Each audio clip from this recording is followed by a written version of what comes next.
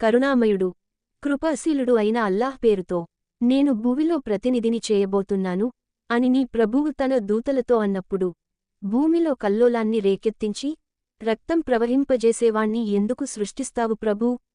నిన్ను స్తుతించటానికి, ప్రశంసించటానికి, నీ పవిత్రతను కొనియాడటానికి మేమున్నాము కదా అని వారన్నారు. దానికి అల్లాహ్, నాకు తెలిసినవన్నీ మీకు తెలియవు అని అన్నాడు. తరువాత అల్లాహ్ ఆదంకు అన్ని వస్తువుల పేర్లను నేర్పి వాటిని దూతల ముందుంచాడు. ఒకవేళ మీరు చెప్పేదే నిజమైతే కాస్త వీటి పేర్లు చెప్పండి అన్నాడు. వారంతా ఇలా అన్నారు, ఓ అల్లాహ్, నీవు అత్యంత పవిత్రుడవు. నీవు మాకు తెలియజేసినది తప్ప ఇంకేమీ మాకు తెలియదు. నిశ్చయంగా అన్నీ తెలిసినవాడవు, వివేకవంతుడవు నీవే.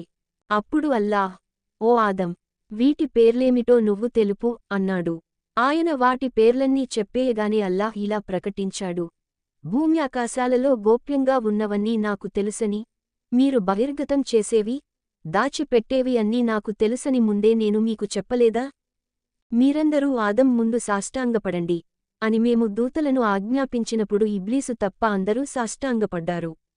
వాడు మాత్రం తిరస్కరించాడు, అహంకారి అయి అవిధేయులలో చేరిపోయాడు. తరువాత మేము, ఓ ఆదం, నువ్వు, నీ భార్య ఇద్దరూ స్వర్గంలో ఉండండి. మీరు ఇష్టపడిన చోటునుంచి స్వేచ్ఛగా తినండి, త్రాగండి. కాని ఈ వృక్షం దరిదాపులకు కూడా పోవద్దు, లేదంటే దుర్మార్గులలో చేరిపోతారు అని చెప్పాము.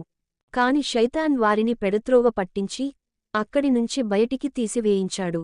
మేము వారిని ఇలా ఆదేశించాము, దిగిపోండి. మీరు ఒండొకరికి శత్రువులు. ఒక నిర్ణీత కాలం వరకు భూమిపైనే ఉండి మీరు లబ్ధి పొందవలసి ఉంది. అప్పుడు ఆదం అలైహిస్సలాం తన ప్రభువు నుంచి కొన్ని మాటలు నేర్చుకుని పశ్చాత్తాపం చెందారు. అల్లాహ్ ఆయన పశ్చాత్తాపాన్ని ఆమోదించాడు. నిశ్చయంగా ఆయన పశ్చాత్తాపాన్ని స్వీకరించేవాడు, కరుణించేవాడు కూడాను. మేము వారితో అన్నాము, మీరంతా ఇక్కడి నుంచి దిగిపోండి. నా ఉపదేశం ఎప్పుడు మీ వద్దకు వచ్చినా దాన్ని అనుసరించే వారికి ఎలాంటి భయంగానీ దుఃఖంగానీ ఉండదు. ఎవరైతే దానిని నిరాకరించి మా ఆయతులను అసత్యాలని త్రోసిపుచ్చుతారో వారే నరకాగ్నిలోకి పోయేవారు. వారందులో కలకాలం పడి ఉంటారు.